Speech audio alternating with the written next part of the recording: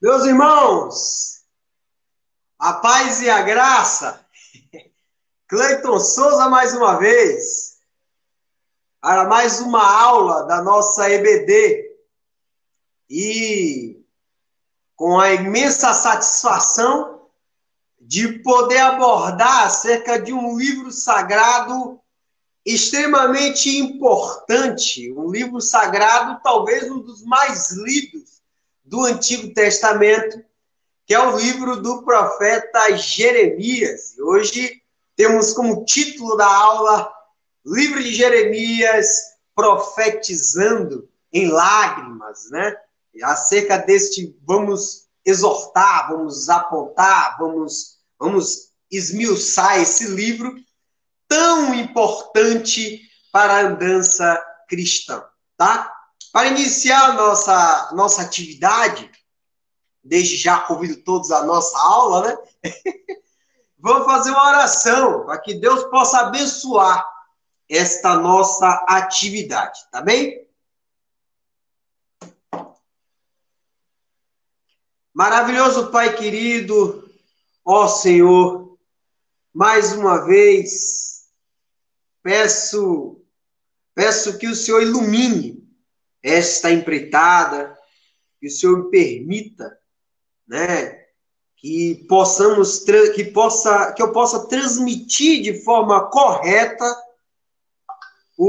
acerca dos ensinamentos da tua santa palavra, bem como que eu possa abordar de forma coerente, de forma direta, de forma fácil, de forma entendível, todos os ensinamentos, né, ou uma visão panorâmica do livro de Jeremias, que o Senhor possa nos abençoar, que no abrir da minha boca seja dita a palavra coerente e, ao mesmo tempo, que os nossos irmãos ou que os seus filhos que estão acompanhando, ou que irão acompanhar em outro momento, também possa restar, seja de forma grandiosa também para todos eles, né? Que possa frutificar no coração deles e, de algum modo, seja benéfico para a andança cristã. Amém? Obrigado, Senhor, pela maravilhosa oportunidade, por mais uma semana.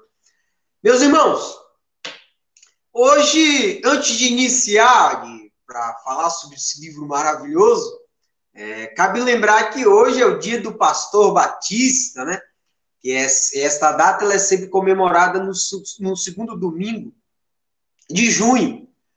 E considerando que temos três grandes pastores batistas, pastor Neudson, pastor Rogério, pastor Wilson, fiz um poema, né, muito simples, né, pequeno, apenas para homenageá-los, para evidenciar esse maravilhoso trabalho desenvolvido por esses três homens de Deus, tá? Então, título do poema é Dia do Pastor, né? E aí peço licença para fazer a leitura de um pequeno poema em homenagem a esses três homens, tá? Hoje é comemorado o dia do pastor Batista. Desde já parabenizo três bons pastores muito altruístas.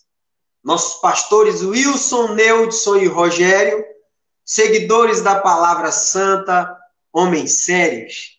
Eles dão a vida pelas ovelhas, a Cristo muito assemelham.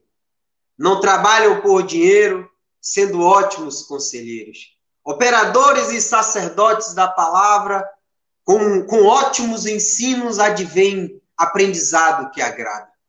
Necessários para o engrandecimento do rebanho, seria estranho se não tivéssemos tal proteção pastoral, não entenderíamos o símbolo da ética e da moral. São nossas referências, detentores da coerência. Não tem lugar para negligência, merecedores da nossa deferência.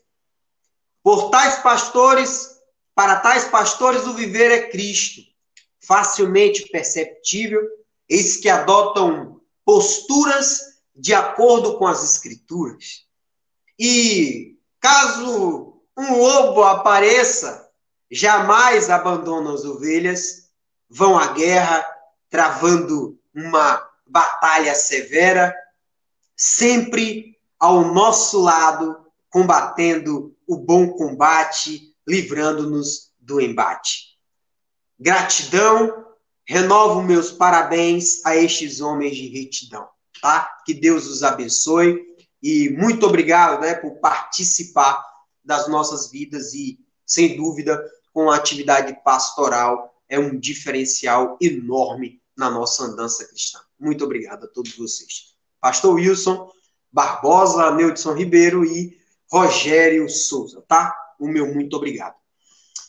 Passado esta discussão e essa homenagem, agora vamos falar sobre o nosso livro, o livro de Jeremias, o qual inicio essa empreitada pedindo por gentileza que os nossos irmãos abram a Bíblia de vocês em Jeremias capítulo 2, verso 19, que ali vai estar o versículo-chave, para você entender todo o livro de Jeremias. Lendo esta passagem, você vai entender qual é o norte de praticamente todo o livro. Porque o livro indica este texto, tá bem? Jeremias, capítulo 2, verso 19, tá? Jeremias, capítulo 2, verso 19, que assim diz: a sua própria maldade o castigará, e você será condenado porque me abandonou.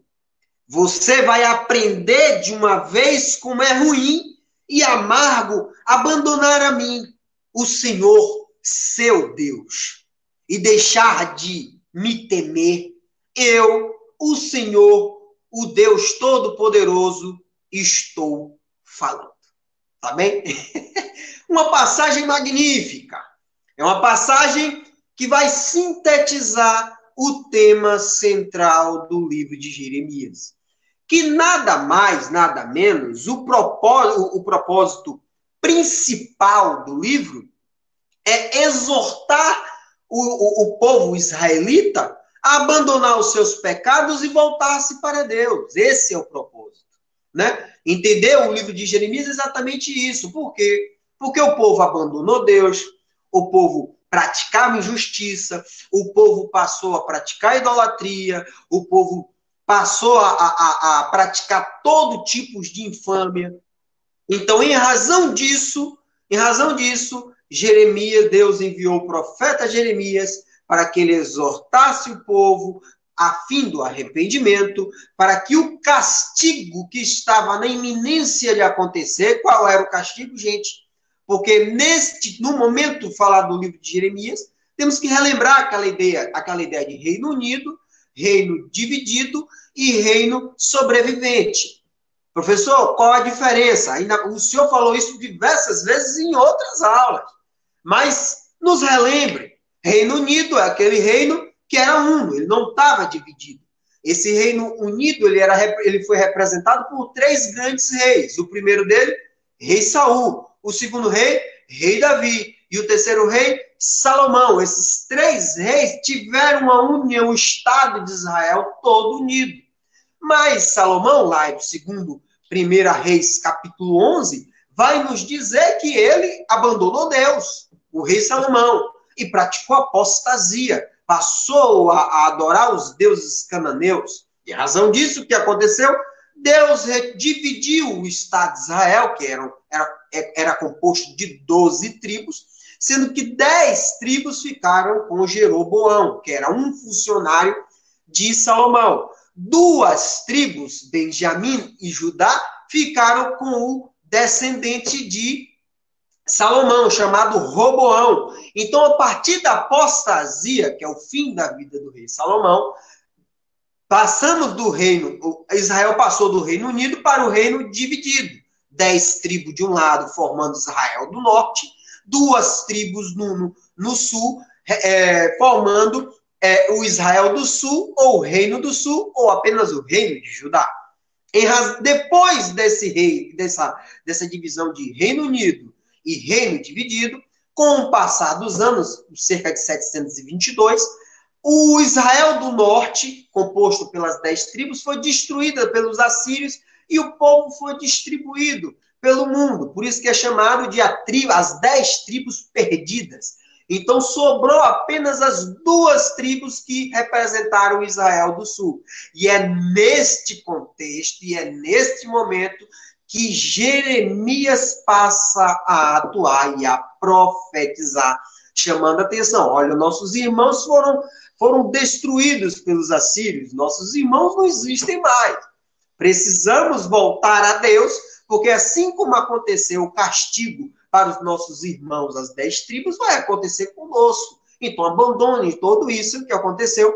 Eles não escutaram. Em razão disso, Deus mandou o castigo, que no livro de Jeremias ele representa aquilo que viria do norte, fazendo referência aos babilônicos, porque os babilônios, eles venceram os assírios, que à época era uma grande, era superpotência. E a partir dali, a Babilônia faz um cerco em Jerusalém e depois queima toda a cidade. Algo que o profeta Jeremias profetizou por diversas vezes. Tá bem? Então, dentro desta ideia de Reino Unido, reino sobrevivente, Reino Unido, reino dividido e reino sobrevivente, estamos na parte do reino sobrevivente. Porque na época de Jeremias, as outras 10 tribos já não existiam. Tá bem?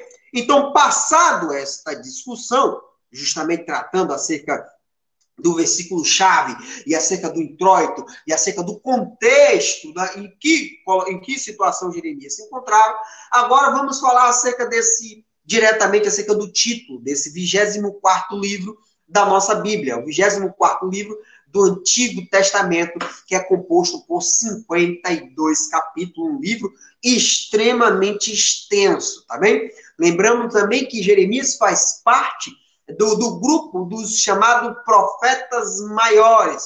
Mas aí, de novo, vou perguntar, professor, ele é profeta maior porque ele é mais importante do que os chamados profetas menores? Não. A única diferença que existe entre os profetas maiores, que são 4, Isaías, Jeremias, Ezequiel e Daniel. Eles são chamados de profetas maiores por quê? Porque eles escreveram mais. O livro deles são livros mais extensos. Diferente de um livro como Naum, que são 3 capítulos, ou de Obadias, que é apenas 1, ou de Abacuque, que é apenas 3. Então, em razão da produção literária, pela quantidade, esses profetas são chamados de profetas maiores. Tá bem? Então, este livro, que tem o nome de Jeremias, obviamente, ele recebeu o nome do seu autor humano. Foi o cara que recebeu a inspiração do Espírito Santo e passou a escrever, que tem um conteúdo lindíssimo. Ali vamos encontrar poemas, ali vamos encontrar poesias, ali vamos encontrar informações históricas relevantes. Agora, chamo uma atenção para esse livro, tá? O livro de Jeremias, ele não é organizado de forma cronológica, tá? Então, isso deve ter, quando vocês fizerem a leitura dele, tem que ser feito com um determinado cuidado, porque em um dado momento ele já está falando já no fim, quando já aconteceu o cativeiro, no que pese, o capítulo está no início. Em outros capítulos que vão estar mais à frente, vai fazer referência ao início da vida dele. Diferentemente do livro de Ezequiel. E o livro de Ezequiel, ele é cronologicamente organizado, talvez um dos livros mais bem organizados com a questão de datação e fatos históricos, juntamente com o livro de Daniel. Tá bem? Então, o título Jeremias faz referência ao seu autor humano. Mas, professor, como a gente poderia entender isso? Por gentileza, Jeremias capítulo 1, verso 1. Jeremias capítulo 1, verso 1, que assim diz: as palavras de Jeremias e tudo que aconteceu no seu tempo e tal, é o que aponta. O próprio livro já aponta que esse registro aqui faz referência às palavras do profeta Jeremias, né? Muitos vão dizer que esse livro não pode ter sido as palavras dele, mas escrita por outra pessoa, mas daqui a pouco vamos tratar acerca de quem foi esse escriba que ajudou o profeta, né, no decorrer da sua andança para falar acerca das profecias ao povo de Deus, tá? Jeremias, nesse livro de 52 capítulos, ele é o profeta que mais vai narrar acerca da sua própria vida, acerca da sua própria experiência, nos explicando exatamente o que é que o profeta, demonstrando para todos nós, o que é que o profeta naquele tempo tinha que sofrer, o que é que o profeta ele tinha que se submeter à humilhação, à tortura, a espancamento, a ir contra a família, contra os amigos, toda a sociedade contra o povo, porque o profeta ele não tinha medo de dizer a palavra de Deus, porque ele estava a serviço de Deus. Ele simplesmente era um homem portador de uma mensagem divina, então ele tinha que abrir a boca lá para falar o que Deus determinou, independente das consequências, no que pese Deus sempre interceder pela vida dele, né? Porque diversas vezes ele falou, Senhor, eu não tenho capacidade, Deus disse, vai lá, meu amigo, que nada vai te acontecer. Eles vão te cercar, eles vão tentar te matar, eles vão tentar te fazer o mal, mas eu com minha mão te livrarei. Tá bem? E o nome, Cleito, Jeremias, o nome Jeremias, o que significa Jeová lança, né? No sentido de lançar uma fundação, no sentido de lançar as bases de onde será construído algo. No nosso caso, ele lançou as bases de uma profecia que iria acontecer com poucos anos depois. Outros tradutores também apontam que, além de ser Jeová lança, também pode ser Jeová estabelece, Jeová designa, ou Jeová envia, que faz justamente, ele é um homem, um profeta que foi enviado pelo Senhor para combater, para discutir, para debelar com reis, sacerdotes, profetas, falsos profetas, e com o povo, e com a própria família. O cara é significativo ler o livro de Jeremias, porque ele nos ensina acerca da perseverança. Ele nos ensina que nem sempre a maioria está certa. Ele nos ensina a entender o que é obediência e fidelidade às ordenanças de Deus. Por isso, toda vez que eu passo por um problema, eu deposito grande parte do meu tempo na leitura do livro de Jeremias para entender o sofrimento daquele homem, para entender a perseverança, para entender exatamente onde é que eu poderia buscar força para romper as barreiras e os problemas que vêm pela frente. Então, o livro de Jeremias, ele é fantástico, porque ele nos ensina bastante a respeito disso. Tá bem? O livro de Jeremias, ele aparece nas escrituras, né? Desculpe, 7 Jeremias, ele é apresentado, ele é apontado nas escrituras. Né? Um exemplo, tem 2 Reis, 23:31, 1 Crônicas 5:24, 12:4, 10:13, Neemias 10:2 e 12:1. Não fazem referência a exatamente este Jeremias, é outro Jeremias, tá bem? Que era um nome também muito comum à época.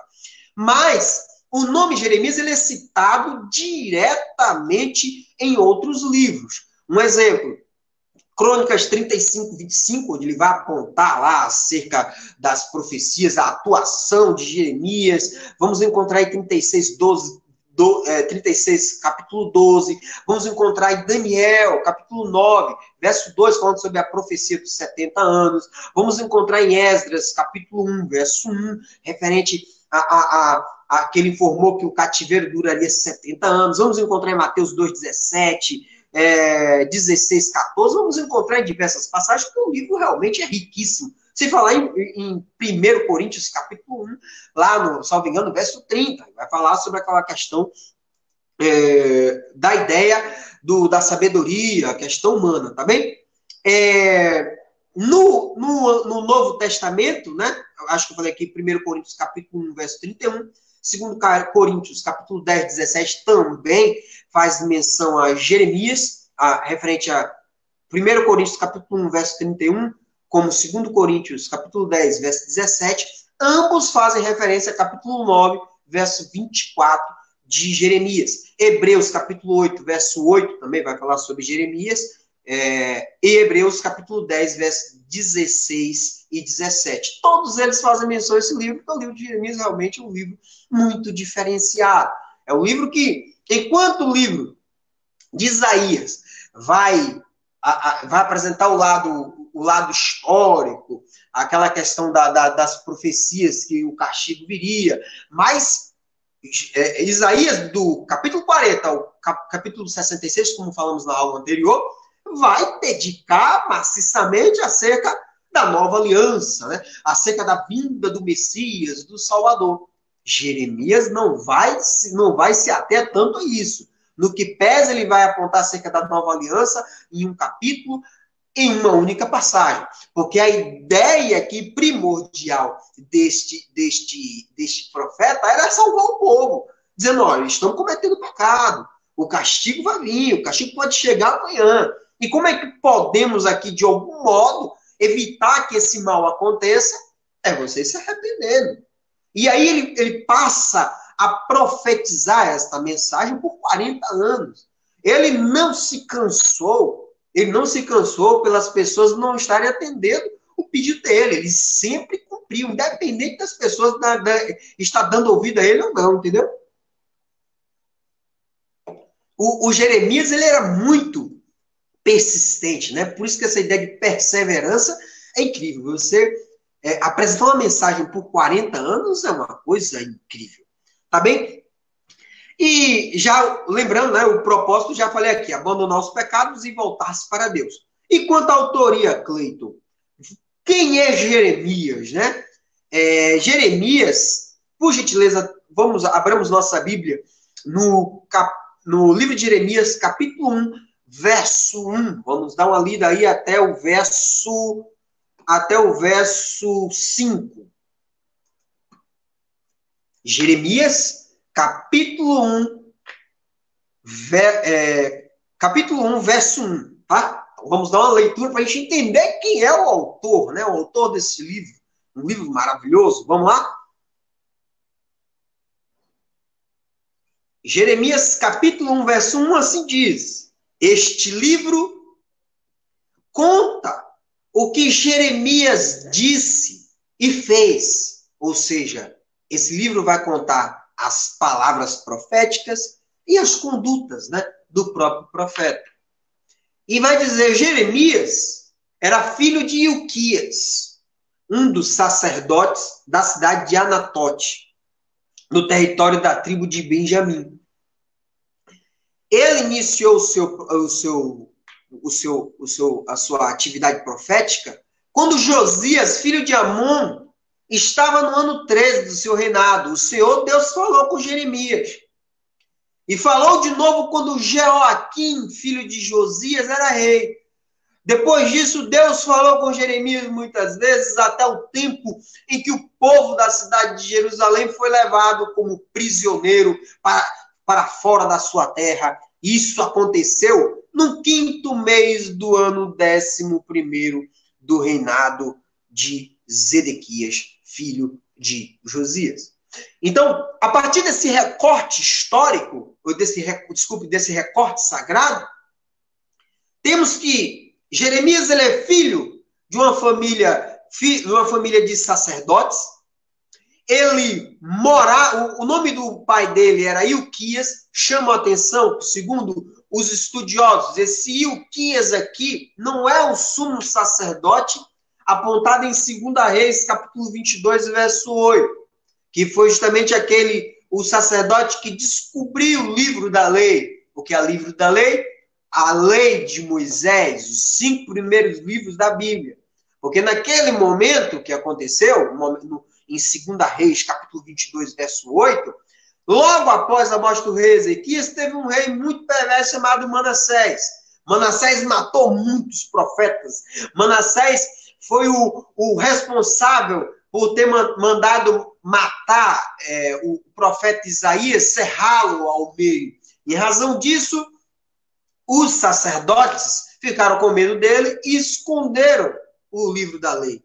Então, depois da morte do rei Manassés, veio o rei Amon. Depois do rei Amon, veio o rei Josias.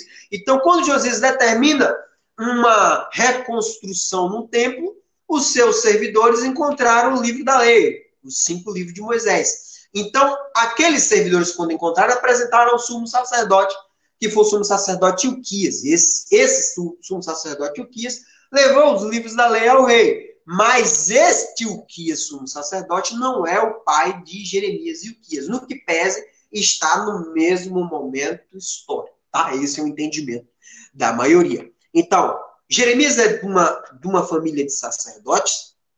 Jeremias é um profeta. Provavelmente Jeremias era um sacerdote. Segundo o entendimento da maioria, Jeremias, quando recebeu o chamado para ser profeta, não tinha mais do que 14 ou 16 anos de idade.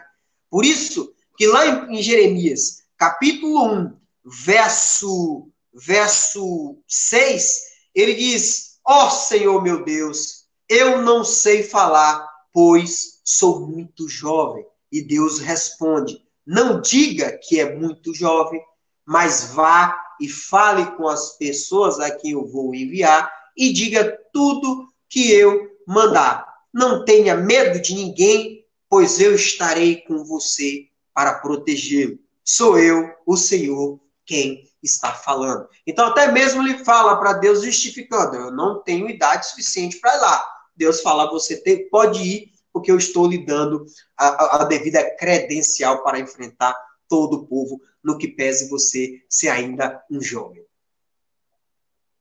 Então, um dos profetas mais jovens que vamos encontrar pela frente. Tá? Ele, juntamente com Daniel, ambos apontam que todos tinham, tanto Jeremias quanto Daniel, tinham idade entre 14 e 16 anos. Então, temos que Jeremias é um profeta, temos que Jeremias é de uma família de sacerdote, temos que ele é filho de Ilquias, que não é o Ilquias apontado em 2 Reis, capítulo 22. Ele era de uma cidade chamada de Anetote. Essa cidade de Anetote, hoje atualmente chamada de Anata, ela fica apenas a 4,5 km do nordeste de Jerusalém. Então ela fica...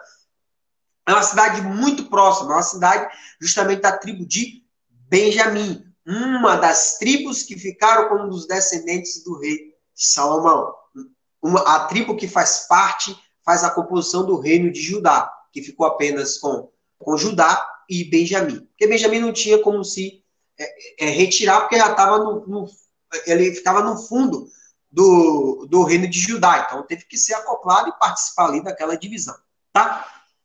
Esta ideia deste profeta, o profeta nunca se casou, o profeta Jeremias. Vamos encontrar isso lá, Jeremias, capítulo 16, do verso 1 ao verso 4, onde Deus determina que ele não se casasse se ele não tivesse filhos. Por quê? Porque aquela cidade seria destruída. Deus fala: não adianta você se casar, não adianta você ter filho, porque o castigo virá e os filhos dessas pessoas ficarão mortos, jogados aí, morrendo de fome, pela guerra ou de doença. Então, você é a profecia viva e você é o exemplo vivo. Então, você não irá se casar. Então, é um profeta que não se casou.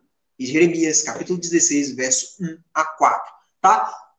Durante esse ministério, esse trabalho profético, Jeremias foi auxiliado por um escriba, né, chamado Baruque, né, o qual Jeremias ditava as profecias e este escriba registrava as suas palavras. Professor, onde está escrito isso? Vamos encontrar Jeremias, capítulo 36, verso 4 e capítulo 36, verso 4, vamos encontrar o capítulo 45, verso 1. O qual peço licença para fazer a leitura de Jeremias, capítulo 45, verso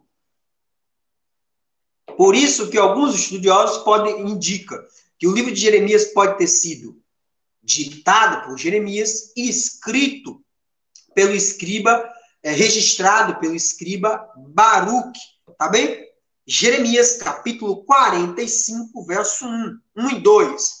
No 4º ano do reinado de Jeoaquim, filho de Josias, em Judá, Baruque, filho de Nerias, escreveu aquilo que o Senhor, o Deus de Israel, me tinha dito.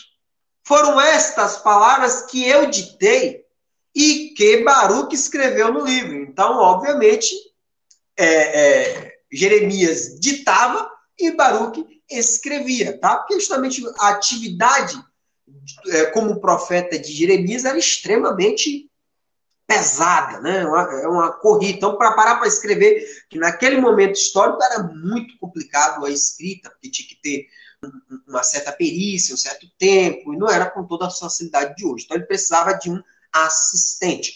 Jeremias, ele é conhecido, né, como profeta chorão, né? Porque em muitos momentos ele passa a apontar uma tristeza, em muitos momentos ele passa a apontar uma lamentação, uma agonia, um choro, né? Durante todo o momento ele chorava por Jerusalém, né? Onde é que isso vamos encontrar? Jeremias capítulo 9, verso 1, Jeremias capítulo 13, verso 17, Jeremias capítulo 14, verso 17, o qual eu peço licença para fazer a leitura deles, para a gente ter essa ideia, porque ele é chamado de o profeta chorão. Lembremos também que ele escreveu o livro Lamentações de Jeremias, onde justamente será um livro abordado na próxima aula, onde justamente ele passa a apontar, né, que ele, diante do estado desolador como Jerusalém ficou, totalmente destruída, queimada, totalmente acabada, ele começa a escrever e a apontar acerca da situação que ele está vendo, que é extremamente triste mesmo. Mas vejamos aí, Jeremias capítulo 9, verso 1, assim diz: eu gostaria que a minha cabeça fosse como um poço de água, e que os meus olhos fossem como uma fonte de lágrimas, para que eu pudesse chorar dia e noite pela minha gente que foi morta. Jeremias capítulo 9, verso 1. Outro, Jeremias capítulo 13, verso 17. Se vocês não prestarem atenção, eu chorarei em segredo por causa do seu orgulho. Chorarei amargamente, derramarei lágrimas, porque o povo de Deus foi levado como prisioneiro. Jeremias capítulo 14, verso 17. Deus me mandou contar ao povo a minha tristeza e dizer que os meus olhos derramem lágrimas de noite e que eu nunca pare de chorar, porque o meu pobre povo está muito machucado e está gravemente ferido. Então, realmente, ele é um cara que chorava bastante, né? Porque ele falava por mais de 40 anos e o povo não escutava. Em razão disso, ele ficava extremamente amargurado. E ele chorava, que era uma beleza, porque o pessoal não entendia a profecia e o mal que viria, né? Ele já estava prevendo, que ele sabia que tudo aquilo que ele estava dizendo era verdade. Enquanto o povo achava que ele era um traidor, ele era um mentiroso. Então isso tudo causou uma grande angústia para esse homem de Deus, tá? E os atos proféticos, Cleiton, referente a Jeremias, eu posso separar aqui para vocês 6. Em Jeremias, capítulo 13, ele vai falar sobre o cinto podre, né? Que Deus manda que ele compre um calção e um cinto, depois ele pega o cinto, esconda dentro do rio, e depois, num determinado período, vai encontrar. Quando ele vai pegar o cinto está todo podre, Deus diz: pegue esse cinto, use e entre dentro da cidade, porque ele queria levar a mensagem que Judá seria imprestável, igual aquele cinto podre que o profeta estava usando. Outro ato profético que se cumpriu também vai ter em Jeremias capítulo 18, que ele vai dizer sobre o barro do oleiro. Deus diz: ô, passada aí, profeta, vai na casa do oleiro. Quando ele chega lá, o oleiro fazendo barro, os que eram defeituosos, o oleiro destruía. Então, ali, apontando que Judá era um vaso estragado, e o vaso estragado você joga fora, você destrói, apontando para o cativeiro, apontando para o mal iminente que viria, tá? Jeremias 19 vai falar sobre a quebra da botija, onde justamente ele pega a botija, eu pego o vaso, vai junto com algumas autoridades, e no meio do caminho passa a apontar acerca do ato profético e depois quebra o vaso. Quando ele quebra, apontando acerca da ruína de Jerusalém, que seria totalmente destruída. Vamos encontrar em Jeremias, capítulo 24, acerca dos 2 cestos de figo, onde Deus pergunta: o que você está vendo, Jeremias? Ele: Senhor, 2/6, 1/6 com figos bonitos e, obviamente, que podem ser comidos, e outro com figos feios e que não podem ser consumidos. Então, ele passa a dizer que os melhores cidadãos ali, eles seriam cativos, os melhores figos seriam levados para a Babilônia, para que os seus descendentes, depois de 70 anos, ou alguns deles, retornassem para a terra, enquanto os ímpios ficariam na terra para que fossem destruídos e devorados, totalmente acabados, tá? Temos ainda em Jeremias capítulo 27, 28, o jugo com cordas, onde justamente ele coloca o jugo de madeira e passa a andar por toda a cidade, apontando a respeito do cativeiro que viria. Temos lá em Jeremias também, capítulo 32, a compra de um campo. Meio um tanto quanto estranho. Ele passa a profetizar que a terra seria destruída, que nada daquilo seria, tudo seria imprestável, e no meio do caminho ele faz uma compra. Perante os juízes, perante testemunha, e o primo dele que procura ele, Jeremias, o cara vendeu o terreno, ele, beleza, vou comprar, vamos diante das autoridades. E aquilo causa uma perplexidade, porque a pessoa diz, como é que o cara vai dizer que a terra vai ser destruída? Ele está comprando um campo aqui.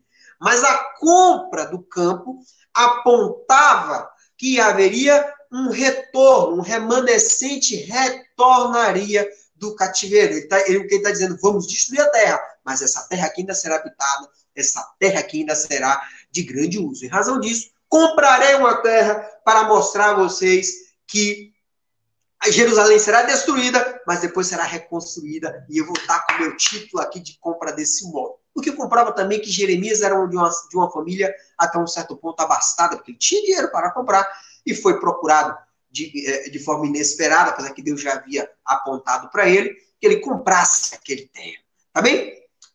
Em razão desse ato profético, Jeremias foi um dos profetas, foi o profeta que mais sofreu, no que pese no fim da vida dele. Ele não é apontado como ele morreu, mas dizem que ele teve uma boa morte. Uns apontam que ele foi para o Egito e morreu lá de velhice. Outros apontam que ele foi para o Egito, porque o final do livro dele assim aponta. Mas depois, como a Babilônia dominou o Egito, os babilônios levaram ele para a Babilônia. Tá bem? Mas em razão desse ato profético, ele foi rejeitado pelos seus vizinhos, Jeremias 11, pela sua própria família, Jeremias capítulo 12. Esse profeta foi rejeitado pelos sacerdotes e profetas, Jeremias capítulo 20. Esse profeta foi rejeitado pelos amigos íntimos, Jeremias 20, verso 10. Ele foi rejeitado por todo o povo israelita, Jeremias capítulo 26, verso 8. Ele foi rejeitado por inúmeros reis, tomando como exemplo aqui Jeremias capítulo 36, verso 23. Além de toda essa rejeição, Jeremias, ele sofreu aprovação por ameaça de morte pelos próprios homens de Anatote, da cidadezinha dele, Jeremias capítulo 11, verso 18 a 23, muito interessante essa leitura. Ele sofreu com isolamento, inclusive foi criticado pela família, vamos encontrar em capítulo 15, capítulo 12. Ele foi torturado no tronco, capítulo 19. Ele sofreu prisão, em Jeremias capítulo 26. Ele teve um desafio com um falso profeta na frente de todos, chamando ele de mentiroso, Jeremias capítulo 28. Ele escreveu um livro e entregou ao rei, o rei destruiu todos os rolos, capítulo 36. Ele sofreu espancamento e foi encarcerado no capítulo 37. Esse homem foi jogado na cisterna para ficar na lama, capítulo 38, ele foi acorrentado na porta da cidade, ele foi acorrentado, né, com os cativos, lá em Jeremias capítulo 40, Nebuzaradã, que é o chefe dos oficiais da Babilônia, diz assim, você profetizou que nós viríamos? Foi, então libera esse homem, se quiser ir com a gente para a Babilônia, você vai ter uma vida boa, se você quiser, você pode ficar. Ele disse, não, vou ficar aqui na terra, tá? Houve aprovação pela rejeição por aqueles que não queriam ir para o Egito, os que ficaram na cidade, os velhos, os doentes e os remanescentes dos exércitos conseguiram fugir. Também não acreditaram na palavra profética dele. Então veja que a aprovação desse homem, independente da a caminhada dele de 40 anos, profetizando sempre a mesma mensagem, ainda que foi seriamente aviltado, desrespeitado, espancado, encarcerado, humilhado, rejeitado, não abandonou a fé cristã. A fé em Deus. É uma coisa magnífica. Ele continuou perseverante paciente, com a ideia de esperança de que o povo realmente entendesse que não deveria ser castigado. E entendeu com obediência e fidelidade, independentemente do que acontecia, do que ele sofria na própria carne, para levar a mensagem de Deus. Por isso que a ideia de profeta é entender isso. Que o profeta, ele enfrenta o mundo para levar a mensagem, né? Então, Jeremias nos ensina isso. Por isso que, novamente, eu apontei. Quando estou triste, quando estou abatido, quando eu acho que um obstáculo é muito maior do que eu dou uma lida, né, no livro de Jeremias, e aí saio muito mais fortalecido e saio para enfrentar quem quer que seja, ou qualquer que seja o obstáculo, porque a perseverança é muito linda, né? É só ler o livro que você sai dali extremamente fortalecido e entendendo o caráter de um homem de fé, um homem de Deus, né? Então, é uma coisa muito linda. Por fim, Jeremias, ele foi forçado e levado pelo remanescente para morar no Egito contra a vontade dele. Deus disse, vai lá, vai com ele para o Egito, chega lá, tu vai viver lá uma boa vida. Então, no que pese, Isaías não aponta que sofreu tantos problemas quanto Jeremias, Isaías foi cerrado ao meio, enquanto Jeremias sofreu tudo que teve, mas provavelmente teve uma morte um tanto quanto uma morte confortável, entre aspas, né? A gente não sabe exatamente o que aconteceu, mas dizem que ele teve uma vida tranquila, tá? Quanto à datação, o livro de Jeremias passa por 5 décadas, tá? São 50 anos, são 40 anos de atividades proféticas, mas a gente pode adicionar mais 10 anos, 50 anos. Que é o próprio livro de Jeremias, capítulo 1, de verso 1 ao verso 4, vai nos dar a ideia que ele profetizou do reino de Josias até Zedequias, que foi o último rei. Então, justamente, ele vai atravessar por 5 reis, mais ou menos. Daqui a pouco vamos tratar a respeito de cada um deles. Tá? Então, a datação é de 627.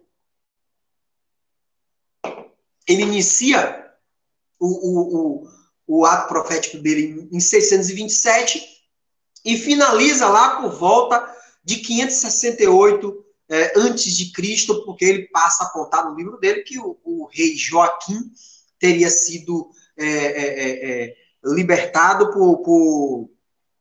esqueci o nome dele agora, pelo filho do rei Nabucodonosor. Então, a razão disso, ele aponta-se que ele foi de Josias até a parte que o rei Joaquim foi liberado do cativeiro, Babilônia, tá bem? Liberado, mas não para voltar para Jerusalém, tá? Ele foi retirado do cárcere para comer na mesma mesa que o rei, tá? Deixa eu ver o que a gente pode ainda apontar aqui. Principais personagens, Jeremias, que é o profeta que nós já apontamos aqui.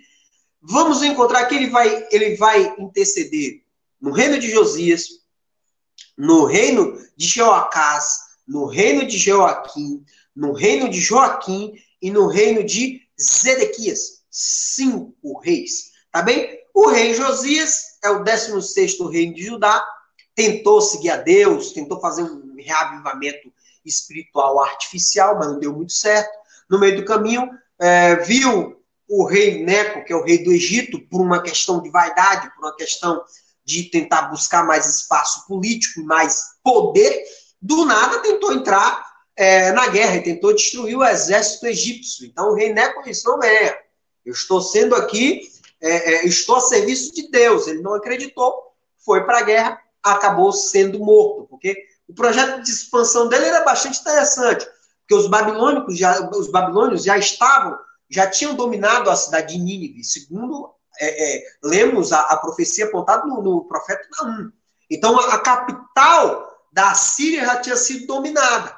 Então, a ideia de Josias foi, vou destruir Neco, porque eu destruindo Neco, eu posso dominar o sul, posteriormente eu vou lutar lá em Carquemes, onde justamente vai ter Damasco, vai ter a Síria ali, e depois eu vou para cima dos babilônios. Mas aí foi um grande erro dele, porque ele não consultou a Deus e tentou praticar um ato de vaidade e de construção pessoal. Então, diante do grande erro, do erro dele grandioso, acabou sendo morto na batalha pelo rei Neco e seus homens, tá? Depois vamos ter o rei Jeoacás. Quando o Egito vai para a batalha de Carquemes, lá depois de ter destruído, matado, assassinado o rei Josias, né, lá na Batalha de Carquemes, lá no Vale do México, no Meguido, o que aconteceu? Mesmo a Babilônia, mesmo o Egito perdendo para os babilônios, eles voltam lá para Judá e coloca um rei lá no lugar, chamado Jeoacás, no lugar de Josias, bota o seu filho mais velho. Mas, com o tempo, os babilônios vêm de lá para cá e troca Jeoacás, que só fica lá, só ficando 3 meses, coloca Jeoaquim no lugar, que é um rei extremamente perverso, né? É um rei que vamos encontrar inúmeros problemas aí com Jeremias. E foi no reinado dele que ocorre o primeiro cativeiro e é levado justamente aquela ideia dos cestos de figos, os figos mais bonitos e comestíveis e selecionados, foi justamente que a Babilônia selecionou os nobres da Babilônia, os nobres de Judá, e levaram para a Babilônia. Entre eles, vamos encontrar o profeta Daniel e Ezequiel, tá? A segundo momento, ele foi sucedido, né, ele reinou por 11 anos, esse rei Joaquim, ele foi sucedido pelo seu filho, Jeoaquim, que era também chamado Eliaquim, foi substituído pelo seu filho, chamado Joaquim. Joaquim ficou só apenas 3 meses, tentou de algum modo não pagar também os tributos, teve um problema com a Babilônia, e aí Judá teve uma segunda invasão babilônica, a primeira com seu pai, Jeoaquim, a segunda com Joaquim. Com Joaquim, o que acontece? Ele é retirado do poder e é colocado o tio dele, chamado Zedequias, outro rei muito louco. Tá? Zedequias também tenta, diante dos tributos pesadíssimos que a Babilônia colocou sobre Judá, tenta fazer um acordo com o Egito, por mais que Jeremias tinha chamado a atenção, não faça acordo com o Egito, se entregue à Babilônia. Então, diante desta mensagem, os reis entendiam: você é um traidor, você é um infiltrado, você está a serviço da Babilônia. Mas era Deus que estava dizendo: não resista à Babilônia, porque neste momento se entregue que ninguém será morto e a cidade não será destruída. Então, eles entenderam que Jeremias era um infiltrado, era um traidor. Em razão disso, a Babilônia faz aquele grande cerco de 3 anos em volta da cidade. O que acontece? Mata inúmeras pessoas, as pessoas morrem de doença, morrem de fome, mata muitas pessoas, não foram poupadas homens, mulheres, velhos, nada. E aí, justamente, tem aquela questão do terceiro cativeiro do rei Zedequias. Tá bem? Outro personagem bastante importante é Baruque, que nós já falamos aqui que ele é um escriba de Jeremias. Jeremias ditava, ele escrevia. Vamos encontrar outro personagem muito interessante, que é Ebed-Meleque, que é um oficial etíope da corte, né?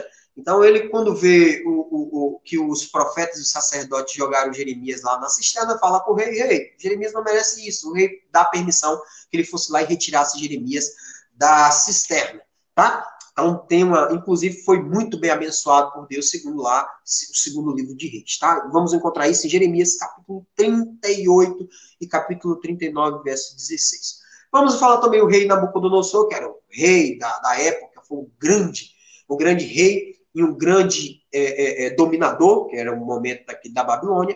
Vamos encontrar ainda a história dos Recabitas, meu Deus, uma das histórias mais magníficas do livro de Jeremias. Talvez é a que eu mais gosto. Quer dizer, depois do capítulo 12, vai falar sobre a Teodiceia, que é a justiça de Deus, capítulo 12, Jeremias passa a indagar a Deus acerca da justiça dele. Opa, os ímpios prosperam e os justos sofrem. Me explique isso, Deus. E Deus dá a explicação dele, onde eu convido todos a fazer a leitura do capítulo 12 desse livro, viu? Muito bala. Já o dos Recabitas fala de um povo, né, que é descendente de Jonadab e de Recabe. E aí Jeremias também te oferece lá, para dar um exemplo de obediência. Esse povo, por tradição, eles não bebiam vinho e não construíam casa e nem faziam plantações por muito tempo, ou seja, é um povo nômade. Então Jeremias vai lá, coloca um bocado de taças de vinho no próprio templo e chama este povo, né, que não é de Judá, e manda ele beber o vinho. Ele diz: nós não podemos beber, porque os nossos ascendentes, os nossos antepassados nos deram essa ordem. Então ele fala: olha aqui, um modelo de obediência, um modelo de fidelidade, porque vocês não seguem igual, não fazem a mesma coisa igual esses recabitas. Uma coisa magnífica. Também indico a leitura, capítulo 35, para mim são os dois melhores capítulos, capítulo 12 e o capítulo 35, do verso 1 ao verso 19. Muito linda a história, tá? Que nos dá um ensinamento interessante, né? Sobre o padrão de religiosidade, né?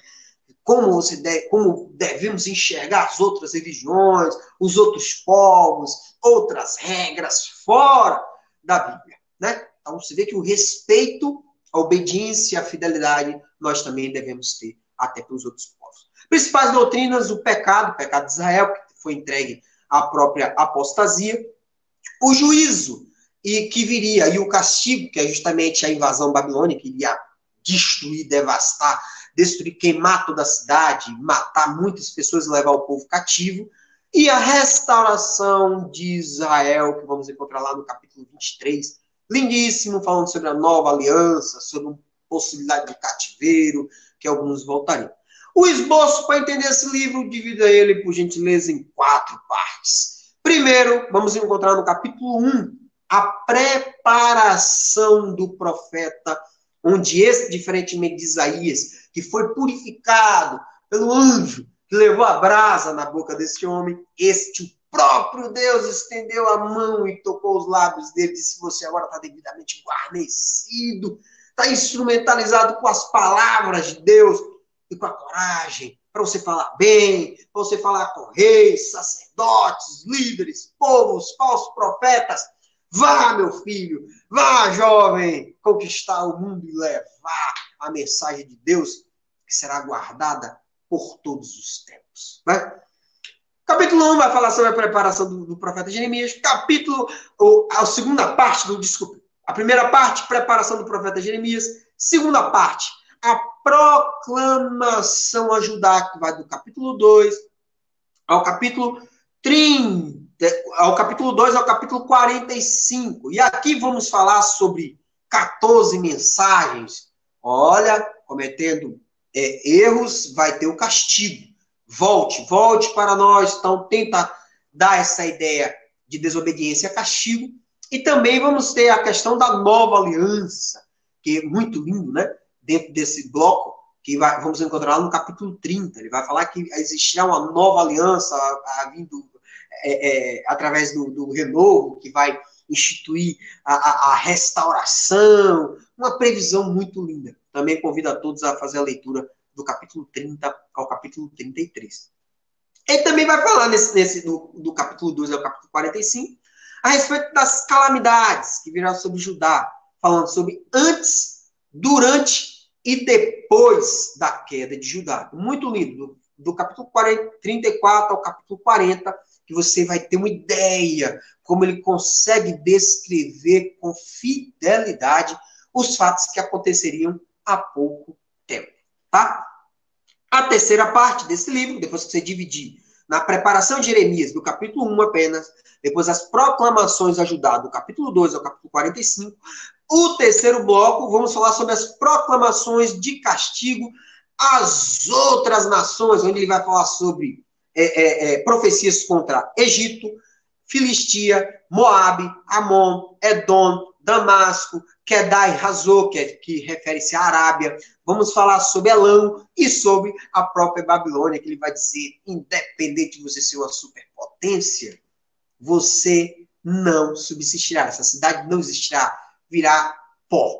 E realmente todas essa profecia se realizaram, porque hoje essas cidades praticamente estão totalmente isoladas, grande parte todas elas estão destruídas, tá bem? Por fim, o último bloco para entender esse livro, ele vai tratar somente no capítulo 52, acerca da queda da cidade de Jerusalém. Ele vai falar sobre a destruição, do verso 1 ao 23, sobre a deportação dos judeus, do verso 24 ao verso 30, e a libertação do rei Joaquim. A libertação não para voltar para Jerusalém, mas a libertação apenas da prisão, do cárcere. Então ele ficaria numa liberdade circunstanciada, porque ele não podia sair da cidade, ele tinha que ficar lá no palácio, porque o povo, devido às infrações, às iniquidades, o castigo foi destruição de Jerusalém, destruição de parte do povo, dos ímpios. Os considerados justos foram deportados, né, para a Babilônia, indo para uma terra estrangeira, uma terra estranha de Jerusalém, a muitos quilômetros de distância, outra cultura, outra língua, outro tipo de sociedade. Imagine o tamanho do sofrimento que esse povo passou. E saindo dessa cidade de Jerusalém, indo para a Babilônia, eles ficaram lá por 70 anos. Depois de 70 anos, foram liberados, conforme já apontamos aqui nos livros históricos, a retornar para a cidade de Jerusalém, para a construção do templo, reconstrução da cidade, preparar a vida do Messias. E aí, justamente, depois vamos iniciar com o Novo Testamento. Esse é o contexto, é o panorama básico do livro de Jeremias. Espero ter contribuído de algum modo aí para o entendimento, né, de vocês acerca deste livro.